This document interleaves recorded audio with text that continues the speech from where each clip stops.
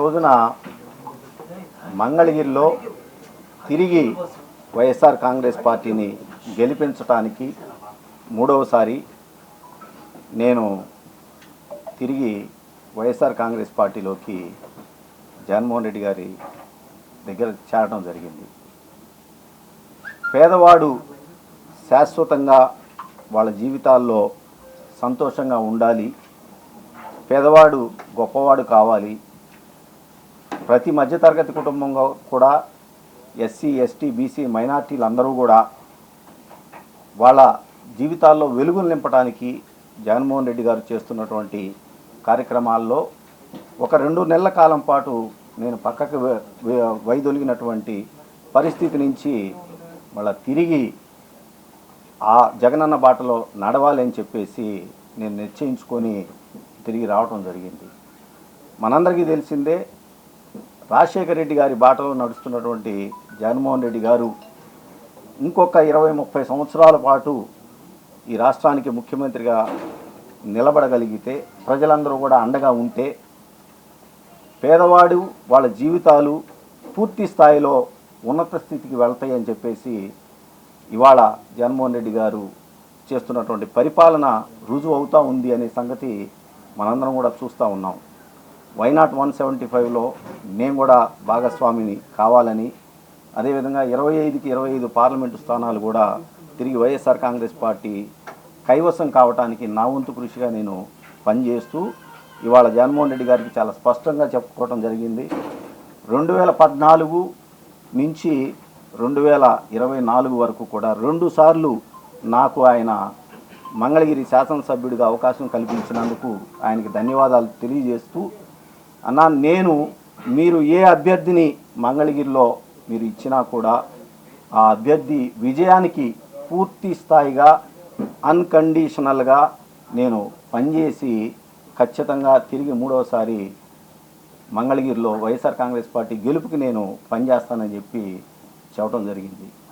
ఇటువంటి పరిస్థితుల్లో ఇక నుంచి అన్నకి నేను చెప్పడం కూడా జరిగింది, పేదవాడికి ఏ విధంగా అయితే ఈ రోజున జరుగుతున్న అదే ప్రతిపక్షాలన్నీ కూడా చూసాం. 2009లో రాజశేఖర రెడ్డి గారి మీద ప్రతిపక్షాలన్నీ కూడా ఏకమయ్యి ఏ విధంగా అయితే మరి రాజకీయంగా వచ్చినాయో ఆ రోజున ప్రజలందరూ కూడా రాజశేఖర రెడ్డి గారికి అండగా నిలబడ్డారు. అలాంటి పరిస్థితి మళ్ళీ తిరిగి ఈ రోజున వస్తూ ఉంది.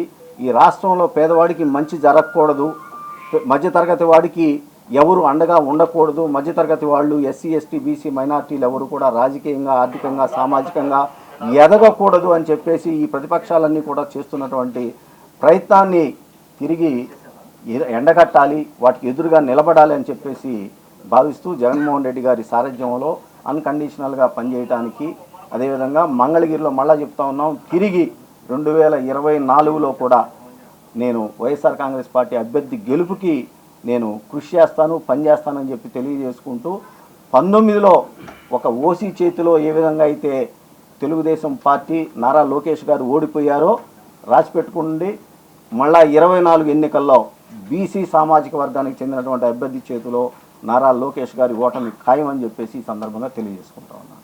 Thank you.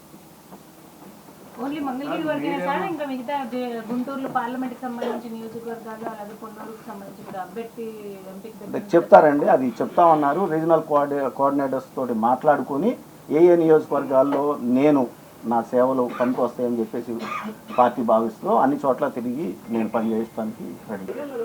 మంగళగిరి అభివృద్ధికి సంబంధించి జగన్మోహన్ రెడ్డి గారు అధికారులను ఆదేశించి ఆ పనులన్నీ కూడా చేయడం జరిగింది. ఉదాహరణకి గతంలో చంద్రబాబు నాయుడు గారు ముఖ్యమంత్రిగా ఉన్నప్పుడు ఏదైతే బలవంతపు భూసేకరణకి మంగళగిరి రూరల్, అదేవిధంగా తాడేపల్లి రూరల్ మండలాల్లో బలవంతపు ల్యాండ్ ఎక్విజిషన్కి నోటిఫికేషన్ ఇచ్చారో దాన్ని రద్దు చేస్తాము అని చెప్పి చెప్పడం జరిగింది. ఆ విధంగా ఆల్రెడీ పని సిఆర్డీఏ వాళ్ళు, గుంటూరు కలెక్టర్ గారు కూడా పనిచేయడం జరిగింది. అది తుది దశకి చేరుకుంది.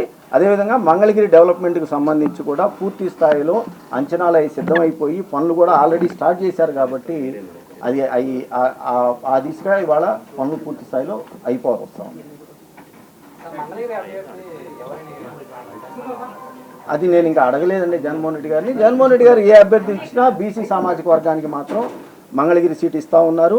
ఆ అభ్యర్థి గెలుపు కోసం నేను పనిచేస్తాను. సార్ మీరు కాంగ్రెస్లో జాయిన్ అయ్యారు కదా, షర్మిలతోనే మీరు ఉంటా అన్నారు. నాకు షర్మిల గారు చెప్పడం జరిగిందా కాంగ్రెస్ పార్టీ?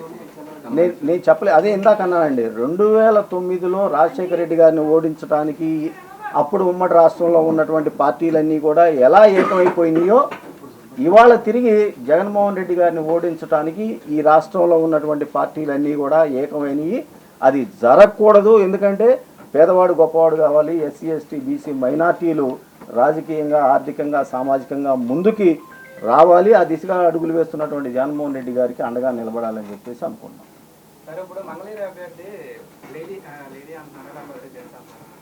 అది నాకు తెలియదండి. అదే అన్నాం, జగన్మోహన్ రెడ్డి గారు వైఎస్ఆర్ కాంగ్రెస్ పార్టీ ఎవరికి మంగళగిరి సీట్ ఇచ్చినా కూడా బీసీ సామాజిక వర్గానికి సంబంధించి వాళ్ళ గెలుపు కోసం 100కి 100% పనిచేస్తాము.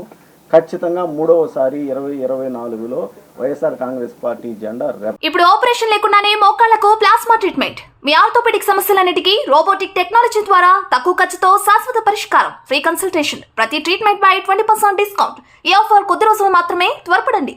V9 hospitals 9281465842.